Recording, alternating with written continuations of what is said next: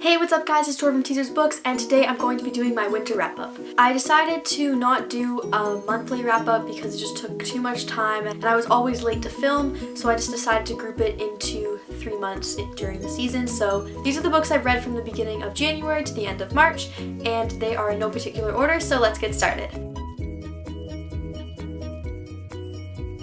One of the books I read in the month of January, I believe, was The Raven Boys by Maggie Stiefvater.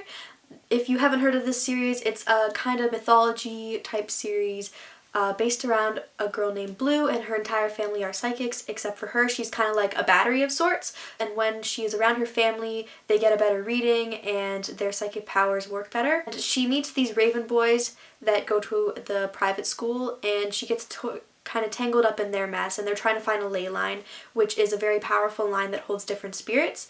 And I really liked it so far. I have yet to start the second one, but I plan to soon. I gave this book 4 out of 5 stars. The next few books I read, which have actually taken up the majority of my last few months, are the Heroes of Olympus series by Rick Riordan, the last 4 books, since I already read the first one a few months ago. This series is a continuation series to the Percy Jackson series, and it continues on when they are about 16 years old, and it still includes Percy as well as some new characters.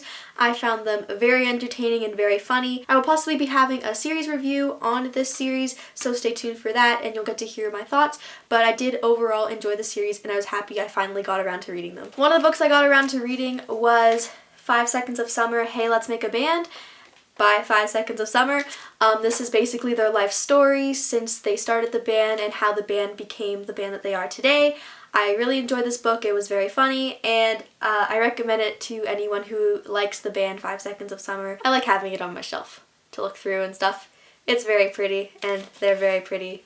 That's my band obsession for the day. The next book I read was The Duff by Cody Keplinger. I read this book because I heard it was turned into a movie, and I've actually haven't seen the movie yet, but I heard it was very good, but not at all close to the book.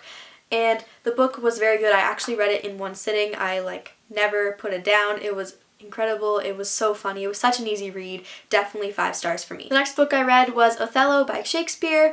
This was for school, and this is my No Fear Shakespeare copy, which means that it is transferred on regular English on the one side and the original play on the other side. I gave this play 2 out of 5 stars.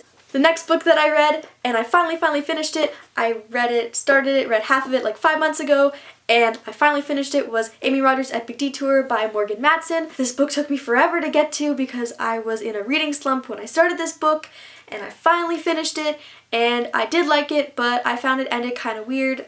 I felt like it needed a few more chapters for me to feel fully satisfied with the ending, but an all-around good book. I believe I gave it 4 out of 5 stars. I was feeling kind of generous because I think that I would have liked it more if I read it all at one time, but because I paced myself out as much, I didn't get the full potential that it had. I do recommend it to people who love contemporaries because it was a very cute contemporary. Another book I read was The Taking by Kimberly Durden. A girl at my local bookstore recommended this book to me and told me that it was amazing, and I gave it a shot and I was not disappointed. I loved it so much. I actually finished the book and didn't know it was part of a series, and I thought it was a standalone, so I started freaking out, but there is a second book coming out at the end of April, which I'm really excited for. It's about this girl named Kira who has the perfect life, and she's about to go off to university, and she has to make the choice of which university she wants to go to, and she has a boyfriend and all that stuff, and then she gets in a fight with her dad and she gets out of the car, and then all of a sudden she wakes up behind a dumpster. But it's actually 5 years later, but she hasn't aged a day, and nobody knows why. And there's a bit of a sci-fi element to this book, and I really enjoyed that because it felt like a contemporary, but it had the sci-fi element, which made it just the perfect book. Another book I read this past few months, which I just finished a few days ago, was White Hot Kiss by Jennifer L. Armentrout. I finally got around to reading this book. I love the Lux series so much, and this reminds me of basically season 4 or 5 of Supernatural, with the whole apocalypse thing and Lilith and demons and Satan and all that stuff. So if you like Supernatural, you will really like this book because it has lots of romance and it has lots of action and lots of demon and what they call warden elements, and wardens are the human version of gargoyles. I'm so excited to start the second book in this series. I am just addicted now with all the characters. If you had read this series, let me know what you thought, because I love to know people's opinions, especially after I just read them. And another book I read, I got my hands on around the middle of March, even though it came out in February, and that was Invaded by Melissa Lander. This is the second book in the Alienated duology, I believe. It might get turned into a trilogy if enough people buy Invaded, so if you started this series, buy this one so we get a third book. This book wasn't as good as the first one, but it was still cute, it was still an easy read,